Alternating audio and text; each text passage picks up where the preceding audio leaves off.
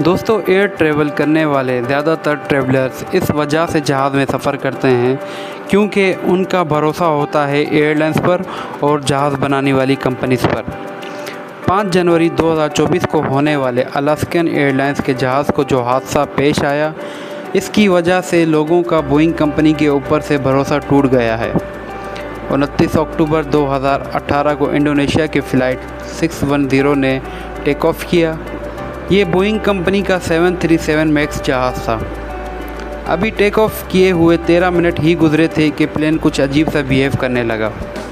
इसका नोज़ नीचे की तरफ हुआ, फिर कुछ देर बाद जहाज़ ऊपर की तरफ होने लगा और फाइनली दोबारा नोज़ नीचे की तरफ हो जाता है और जहाज़ जावा सी पर क्रैश हो जाता है और इसमें कोई भी ज़िंदा नहीं बच पाता। इस हादसे को अभी तकरीबन 5 महीने ही हुए थे कि दुनिया ने ऐसा एक और हादसा देखा। 10 मार्च 2019 को इथियोपियन एयरलाइंस का यही जहाज़ टेक ऑफ करता है कीनिया के लिए, लेकिन सिर्फ 6 मिनट बाद ये ज़मीन पर एक गांव के पास क्रैश हो जाता है। इन्वेस्टिगेशन करने पर पता चला कि क्रैश से पहले सब प्लेन्स का बिहेवियर एक जैसा ही था। इंजीनियर्स इस जहाज़ में एक फ्लॉ निकालने में कामयाब हो जाते हैं। सिर्फ 2024 में ही बोइंग के 5 जहाज़ क्रैश हुए। इंडस्ट्रीज़ के लोगों का मानना है कि बोइंग की बर्बादी तकरीबन 19वीं सेंचुरी में ही शुरू हो गई थी, जब कोल्ड वॉर ख़त्म हो गया था और अमेरिका को बेचने के लिए बोइंग कंपनी के पास कोई भी चीज़ नहीं थी। तब इन्होंने अपनी एक एविएशन कंपनी $14 बिलियन में ख़रीदी, जिस कंपनी का नाम मैकडॉनल्ड डगलस था, और ये कंपनी ख़रीद कर इन्होंने अपने आप को एविएशन का बेताज बादशाह कह दिया। बोइंग ने इस कंपनी को परचेज़ करके एविएशन इंडस्ट्री में अपना एक अलग ही नाम बना दिया और पूरी एविएशन इंडस्ट्री पर राज करने लगा। लेकिन ये राज ज़्यादा देर तक चल नहीं सका और एक नई कंपनी एयरबस एविएशन इंडस्ट्री में बहुत तेज़ी से फैलने लगी।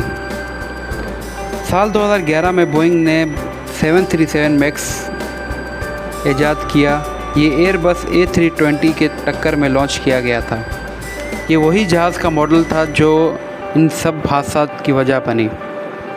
कंपटीशन के चक्कर में बोइंग ने एक बहुत बड़ी गलती कर दी। उन्होंने छोटे जहाज़ में बहुत बड़े इंजन लगा दिए, जिस वजह से जहाज़ का एरोडायनामिक्स ख़राब हो गया था और जहाज़ का नोज़ अपने आप ही ऊपर की तरफ होने लगता था। इस नोज़ को लेवल पे करने के लिए बोइंग ने एक सॉफ्टवेयर ईजाद किया जो बगैर किसी वार्निंग के जहाज़ को अपनी लेवल पे लेकर आता था। लेकिन यहाँ पर बोइंग से एक गलती हो गई और उन्होंने इस सॉफ्टवेयर के बारे में ना कि FAA को बताया और ना ही जहाज़ के पायलट्स को बताया, जो इस सब हादसात की वजह बनी। और इन हादसात की वजह से तकरीबन बोइंग को $20 बिलियन का नुकसान हुआ। बोइंग को सबसे ज़्यादा उसके इंजीनियर जो इसकी कंपनी में काम करता था उसी ने एक्सपोज किया और उसका नाम था जॉन बर्नेट। ये रिटायरमेंट के बाद बोइंग पर केस करते हैं, लेकिन कुछ अरसे बाद ये अपनी गाड़ी में मुर्दा पाए गए। मरने से पहले इन्होंने कहा था कि अगर मेरी मौत हो जाए तो वो सुसाइड नहीं होगी।